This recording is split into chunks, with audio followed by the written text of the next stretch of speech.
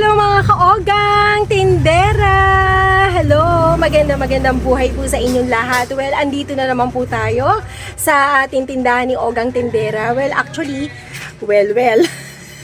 actually, uuwi ko lang galing po ako ng Pasig Palengke, no? Siyempre, namili po si Ogang Tindera. At hindi ako nagdadala ngayon ng cellphone doon para mag-vlog. Dahil nga po, meron pong marami pong malilikotang kamay doon, ano? Na konting lingat mo ay, nako, talagang cellphone mo ay bibiktimahin nila, no? Yung iba nga doon, kitang-kita ko, nakasuot sila ng ikaw, nakasakay sila sa motor, bigla na lang gaganunin, or minsan yung ganito, nakatago ng ganyan, gaganyanin pa, no? So, simpleng-simple lang po kami pag pumunta po ng Pasig Palengke. Kala mo kami talagang as in wala. Oo, kasi maging ganun ka mag-isip yung mindset mo pag pupunta ka sa mga pagpatanga-tanga ka doon, ay nako, paktay ka, lalos ka, pati pera mo. Kaya ako, ang pera ko dito ko nilalagay. Ayan, dito po yan. Nakasuksok yan dito sa may pantalon ko, sa may bilbil ko, no? Sa may bewang. Oo, kasi pag main bag ka pa o sling bag, nako, pwede ka rin butasan, ano? Hindi mo alam na kada ganyan mo, sumasandal kang ganyan, ay biyak na pala yung dito mo, no? Marami pong case na ganyan mga ogang tindera. Kaya ingat po tayo mga kasari, mga kaogang ko na mga tindera. Dapat maging wise po tayo sa pamimili, no? Hindi yung pag namili ka talagang bili ka na paeng-eng-eng ka. Dapat maging matalino ka sa pamimili, no? Hindi mo alam yun. Lahat yun na nakapaligid sa'yo, tinitignan ka. At ikaw po ay minamanmanan. Kung ikaw ay patanga-tanga, ay patay ka dyan. Ako nakaranas yung backpack ko, no? Nasa likod ko. Nararamdaman ko, mamimili pa lang kami. Nararamdaman ko, bumibigat yung aking backpack. Pag ganyan ko, binubuksan yung aking wala ka naman siya makukuha doon. Wala naman ako nilalagay. Ang ingay ko. Sabi ko, ay, mama. Pagka ganun ko, ano pa yung mga nandoon nakapaligid. Ano yun ate? Ayan snatcher! Ganyan ako. Kunwari, tutulungan nila ako, pero mga kasabwat po yun. Bakit ko nasabi na kasabwat po? Syempre, sabi ba naman may nakuha po ba sa inyo? Wala naman, wala talaga si makukuha. Ako pa ba? Sabi, yun naman pala. Baka ipakain pa sa inyo kung ano yung mga ganyan na mga kasabwat, no? So, ingat-ingat din po tayo, no, mga kaoga. So, halika, tara guys, panoorin niyo po kung ano po yung aking mga nabili sa Pasig, no? 2,000 lang po yung dala ko doon. So, may sumobra man siguro 100. Nakabili pa ako ng tilapyang buhay. At nakabili rin po ako ng tinapa. So, yan po yung ilalunch namin. At saka tumpok na sayote at saka tumpok po na cucumber. So, hindi naman po namin titirahin yan ng ngayon lang, no? Siyempre, ilang araw po yan, mga 2 days po yan, no, mga kaogang. Siyempre, pag pumunta ako, budgeted lang po yun. Kasi pag dinala ko lahat yung pera, ay nako, ubus po yun. Siyempre, paano naman po yung ipapamili rin ng po dito. Kasi, pag pumunta ako ng Pasig, pag nagdala ko ng pera, ubus po yun. Kahit na naka-budget lang yun. Bawa, ang bibilin ko mga ganto-ganto lang po. Pag dala ko 3K, ubus po yung 3K. Pero pag sakto lang yung dala ko na 2K, wala na akong ibang bibilin. Kailangan kasi meron ka ring disiplina sa pamimili. Kasi hindi lang naman sa palengke yung pamimilihin mo, meron ka ring pamimilihin sa market dito na mga importante at may mga wala din. Kasi kaya ako pumupunta doon para meron din ako ibang paninda, 'di ba? Ganun mo yun, may iba kang flavor. O kaya hindi ako nagdadala ng talagang yung budget o yung benta namin kagabi ay dadalhin ko po lahat. Hindi po pwede. Mauubos po yun doon. Kasi tukso po yun no? Para po yun opportunity pong bumili ng bumili. So, ganun po yung aking laging pag 2K, 2.5, sakto lang yan. Hindi ko papamili po yun lahat. Pero kung meron po akong extra, bakit hindi? Tsaka hindi rin po kasya po sa motor namin pag sobrang dami. Ang budget po sa pag motor po kami, kasya po ang 3K or 3.5. Pero pag wala kaming budget, 2K lang po talaga. May pasobra, 100 lang po. Doon po sa 2K na yung kasama na po kami doon. Yung pang-ulam namin, yung pangangailangan po namin dito, no? Na kayo guys hindi ko masyado matuloy, may mga bumibili pero mairaos ko lang ito yung aking mga sinasabi sa inyo, no guys. Yun, mga kaogang, ganun po ako talaga. Maging wise po tayo, no? Huwag natin ubusin sa isang tindahan lang yung ating yung pamimili. Ako pag nagpunta ako ng Pasig, lahat yan nililibot ko. Hindi isang tindahan lang pinupunta ko. Gusto ko iba-iba yung paninda ko, mga kaogang. Ganun po ako. So, ayan po guys.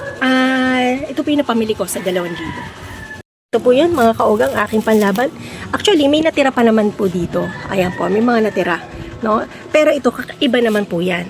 Yan, may lion, may tahus, dalawang klaseng tahus, at saka po yung super crunch. At meron po dito na, ito yung clover beets. Yan po yun, ha? O, tapos, saglit. Meron din po ako mga palaman na binili. Pangdagdag, kasi meron naman akong palaman pa dyan. Ayan po, no? So, ito po yun, palaman. Ayan, may Dells ako na peanut. Ayan po, ang bentahan ko nito 100 po. Ito po, Dells din po siya na coconut, no? Latek. Ito naman yung Yema spread. Maliliit lang yung binibili ko kasi yan po yung kayang bilihin po ng mga tao dito sa amin, ano. At meron ako nito, yung marshmallow. Yan, meron pa naman ako pero pang may alam niyo naman na matatagalan ako ulit mamasig, no. So syempre binabudget ko lang po yung aking pera. At ito naman po pandagdag yan po. Malaki. Malibibili po sa akin kasi ito eh. Yan, pang 12 ko po yan. Yan. At meron din po ako, ito, yung mga yema-yema. Teka lang po ayusin natin. Mga ito, tira-tira, 4-5 po bibentahan ko niya. Isang ganito, 50 pesos. So, may tubo na rin po ako, no? Kasi ang laman niya, 60. Pero ginagawa ko pa rin siyang 4-5. Kasi sa ngayon po, wala na pong piso. Ayan, meron din po ako ito, pastillas. May ube, tsaka puti. Ayan. Naman guys, ayan guys, oh. Bumili ako kasi may tuyo pa naman akong natira. So, bumili po ako ng tuyo. Pandagdag, 3-10 ang bentahan ko ng tuyo, no? Yan po, 3-10. At ito naman guys, ito naman po yung mga tinapay sa Pasig. Yan po, binili ko. Ito kasi sa Tepasto, yan. Tsaka ito, yung toasted bread, yan. Ito po yung binili ko po sa Pasig. Pang 16 din po yan. 16 na yan.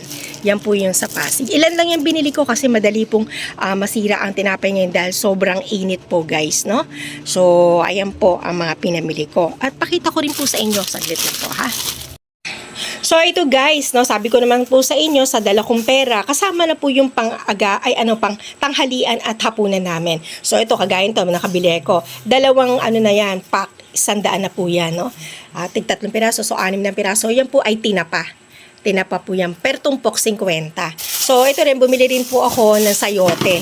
Yan, tumpok na yan, 40, 45 sa something ganon. Tapos ito naman po, bili ko 45 din, 3 piraso. So, ito isa salad po namin yan. Kasi gusto po yan ng anak ko, tsaka ni mama yung mga salad-salad. Gagawan ko na lang siya ng dressing, no? Ayan po. Tapos guys, ito, bumili rin ako ng tilapia. Ayan, tilapiang Batangas po yan, ha.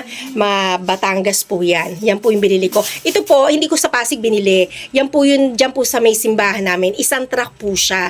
So, pinagkakaguluhan siya kanina, kaya napadaan naman ako. So, ito naman siguro pambukas namin ulam. Yan, yan po yung dagat alat, no? Yan po yan. Batangas po daw yan.